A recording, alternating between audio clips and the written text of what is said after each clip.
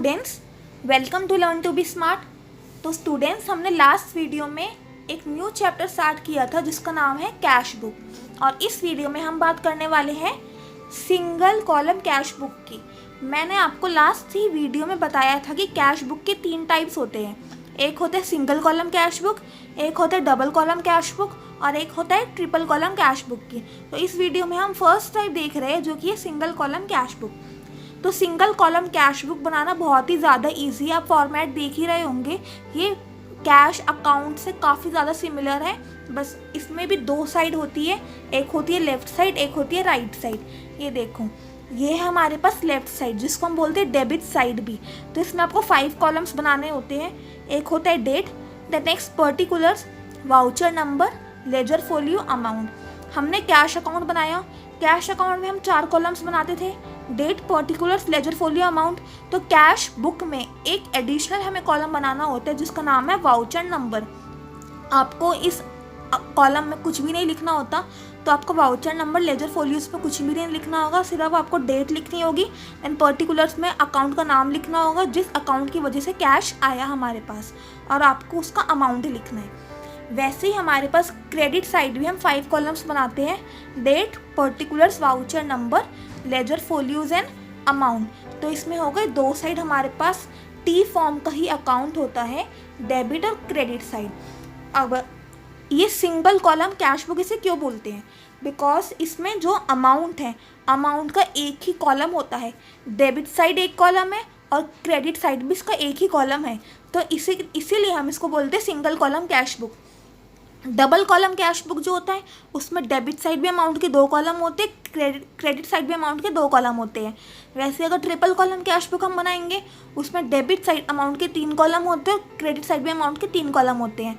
Single column cash book अभी हम बात कर रहे हैं, इसमें दोनों ही साइड अमाउंट के सिर्फ एक ही कॉलम है, तो इसलिए हम बोलते हैं इसको सिंगल कॉलम कैश बुक। तो आपको इसका लॉजिक समझ आया? अब ये सिर्फ कैश ट्रांजैक्शन रिकॉर्ड करेगा, ये मैंने आपको बता चुकी हूँ कि कैश बुक सिर्फ कैश ट्रांजैक्शन रिकॉर्ड करेगा, कोई भी आपको क्रेडिट ट्रांजैक्शन इसमें रिकॉर्ड नहीं करनी है। अगर आपने क्रेडिट में गुड्स को ख़रीदा या फिर क्रेडिट में गुड्स को बेचा तो आपको ट्रांजैक्शन रिकॉर्ड नहीं करनी है। मतलब ऐसे ट्रांजैक्शन जिसका कैश से कुछ मतलब ही नहीं है। अगर आपके पास कैश नहीं आया या फिर अगर आपके पास से कैश नहीं गया तो वो आपको बिल्कुल भी रिकॉर्ड नहीं करनी है। जैसे कि हम बात करें फर्नीचर पे डेप्रिसिएशन लगता है, तो डेप्रिसिएशन लगा लेकिन आपके पास कैश तो आया नहीं या फिर कैश तो गया नहीं, डायरेक्टली डेप्रिसिएशन आपके एक्सपेंस बढ़ता है और फर्नीचर की वैल्यू कम हो गई, तो इस वाली ट्रांजैक्शन का कैश से कोई मतलब नहीं है, तो ये वाली ट्रांजैक्शन को हम कैश बुक में रिकॉर्ड नहीं करते हैं। तो ये बात समझ आई कि सिर्फ हम कैश ट्रांजैक्शन को ही रिकॉर्ड करेंगे सिंगल कॉलम कैश बुक में। तो it is just like a cash account. जैसे हम कैश अकाउंट बनाते हैं वैसे ही है, जो भी रिसिप्ट होंगे आप उसको डेबिट साइड लिख दोगे और जो भी पेमेंट्स होती है आप उसको क्रेडिट साइड लिख दोगे। तो इसमें जितनी भी ट्रांजैक्शन होती है वो मैं आपको 2 लॉजिक से समझाऊंगी, एक तो रिसिप्ट और पेमेंट की और दूसरी जर्नल एंट्री से। जैसे हम कैश अकाउंट में पोस्ट करते थे वैसे हम इधर भी पोस्ट कर सकते हैं। तो मैंने इधर 3 ट्रांजैक्शन लिखी है, इन 3 ट्रांजैक्शन की हेल्प से मैं आपको समझाऊंगी कि सिंगल कॉलम कैश बुक हम कैसे बनाते हैं। फॉर्मेट मैंने इधर बनाया ही हुआ है सिंगल कॉलम कैश बुक का।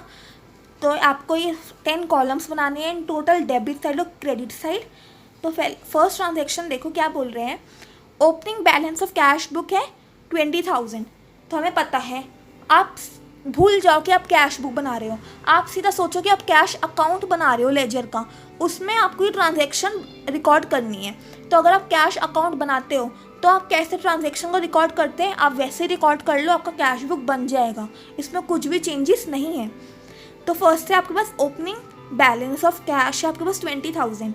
हम ओपनिंग बैलेंस को डेबिट साइड पे रिकॉर्ड करेंगे, और कैसे हम रिकॉर्ड करते हैं, टू बैलेंस ब्रॉट डाउन से।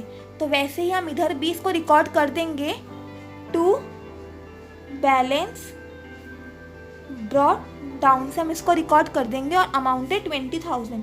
सो अमाउंट कॉलम में हमें लिखना होगा 20,000। तो ये फर्स्ट ट्रांजैक्शन हो गई, ईजी है। तो नेक्स्ट ट्रांजैक्शन है एडिशनल कैपिटल इंट्रोड्यूस ₹30,000। तो मैंने आपको बताया कि मैं आपको सारी ट्रांजैक्शन 2 लॉजिक से समझाऊंगी। तो पहला लॉजिक हम देखते हैं रिसिप्ट और पेमेंट का। मैंने आपको बताया था रिसिप्ट हम डेबिट साइड लिखते हैं और पेमेंट क्रेडिट साइड लिखते हैं। अब इसमें बोल रहे हैं कैपिटल इंट्रोड्यूस किया, एडिशनल कैपिटल इंट्रोड्यूस किया। अब बिजनेस के माध्यम से सोचो, बिजनेस की तरफ से सोचो कि कैपिटल इंट्रोड्यूस होता है तो बिजनेस में पैसा आता है या फिर पैसा जाता है। ऑब्वियसली बिजनेस में कैपिटल आया है तो बिजनेस में पैसा आया होगा, और पैसा आने को हम क्या बोलते हैं, रिसिप्ट। तो ये कहाँ रिकॉर्ड होगा, डेबिट साइड हम इसको रिकॉर्ड करेंगे। समझ आया, कि ये तो हो गया एक लॉजिक। दूसरा लॉजिक क्या होता है, आपको अगर ऐसे समझ नहीं आता तो आपको सिंपल क्या करना है, ट्रांजैक्शन की आपको जर्नल एंट्री बनानी है रफ में। आप उस ट्रांजैक्शन की रफ में जर्नल एंट्री बना लीजिए। जैसे कि यह है एडिशनल कैपिटल इंट्रोड्यूस ₹30,000। अब इसकी जर्नल एंट्री क्या बनेगी, cash account debited to capital account. ये जर्नल एंट्री आपको स्क्रीन पे दिख रही होगी। तो cash account debited to capital account. अब डायरेक्टली आपको इसको पोस्ट करना है। मैंने आपको बताया कि कैश बुक कैश अकाउंट ही होता है, और कैश अकाउंट में आप इस जर्नल एंट्री को पोस्ट कैसे करोगे। कैश अकाउंट हो रहा है डेबिट, तो इसके डेबिट साइड पे हम लिख देंगे अमाउंट कितना 30,000, और नाम क्या आता है जो क्रेडिट हो रहा है, तो नाम क्या आ जाएगा इसका, टू कैपिटल अकाउंट। ये आ गया इसका नाम। तो दो लॉजिक समझ आया। एक तो इसमें रिसिप्ट हुई, तो रिसिप्ट हम लिखते हैं डेबिट साइड, तो डेबिट साइड हमने अमाउंट लिख दी 30,000, और किसकी वजह से रिसिप्ट हुई, बिकॉज कैपिटल इंट्रोड्यूस हुआ तो हमने लिख दिया टू कैपिटल अकाउंट। और दूसरा लॉजिक क्या था, हमने रफ में जर्नल एंट्री इसकी बना लेनी है, और जर्नल एंट्री को जैसे हम पोस्ट करते हैं वैसे हमें कैश अकाउंट में पोस्ट करना है, वैसे हमें कैश बुक में हम इसको पोस्ट कर देंगे। अब अगर आपसे सिंपल क्वेश्चन यही बोलते कि आप कैश बुक बनाइए, तब तो आप इतने ही बना दोगे, आपको कुछ और करने की ज़रूरत नहीं है। लेकिन आपसे क्वेश्चन में ये भी बोल सकते हैं कि आप कैश बुक बनाइए और आप लेजर अकाउंट्स बनाइए। आपको दो चीज़ बनाने को बोल रहे हैं क्वेश्चन में, कैश बुक और लेजर अकाउंट। तो ये वाली ट्रांजेक्शन हमने कैश बुक में तो रिकॉर्ड कर दी। अब अगर हमें लेजर अकाउंट बनाना है तो यह cash account debited to capital account, तो इसमें दो लेजर अकाउंट बनते हैं, एक तो कैश अकाउंट का और दूसरा कैपिटल अकाउंट का। लेकिन कैश बुक मैंने आपको बताया था, जब भी हम कैश बुक बनाते हैं तो इसमें हमें कैश लेजर की बनाने की ज़रूरत नहीं होती है। कैश बुक एक तरह का कैश लेजर ही होता है। तो हमें सिर्फ किसका अकाउंट ओपन करना है, कैपिटल अकाउंट का हमें ओपन करना है। तो हमें कैपिटल अकाउंट को ओपन कर देंगे, तो हम बना देंगे कैपिटल अकाउंट। ऐसे हम कैपिटल अकाउंट बना दिया मैंने। आप अगर एग्ज़ाम में आप कर रहे हो तो आप पूरा फॉर्मेट के साथ बनाइएगा। इसके दो साइड डेबिट क्रेडिट, और इसमें आ जाएगा credit side by cash account. Amount कितना आ गया 30,000 का। समझ आया। अगर आपसे क्वेश्चन में सीधा ये बोल रहे हैं कि आप कैश बुक बनाइए, तो आपको ये लेजर अकाउंट बनाने की ज़रूरत नहीं है। आप सीधा कैश अकाउंट में, कैश बुक में आप कैश ट्रांजैक्शन रिकॉर्ड कर लीजिए। लेकिन अगर आपसे बोल रहे हैं कि कैश बुक भी बनाइए और लेजर अकाउंट भी बनाइए, तो आपको ये बात ध्यान रखनी है कि आपको कैश का लेजर अकाउंट नहीं बनाना है, because cash book is itself cash ledger account. Cash book he cash ledger account होता है, तो आपको इसको दोबारा लेजर अकाउंट नहीं बनाना, आपको सिर्फ बाकी अकाउंट का ही लेजर अकाउंट ओपन करना है। तो हमने इसमें बनाया कैपिटल अकाउंट का। समझ आया। चलो नेक्स्ट ट्रांजेक्शन देखो। नेक्स्ट ट्रांजेक्शन में बोल रहे हैं परचेज गुड्स ₹10,000। अब इसके भी दो लॉजिक देखते हैं हम। गुड्स हमने किया परचेज करते हैं अगर हम गुड्स, तो हम कैश देते हैं, कैश दे रहे हैं मतलब कैश जा रहा है।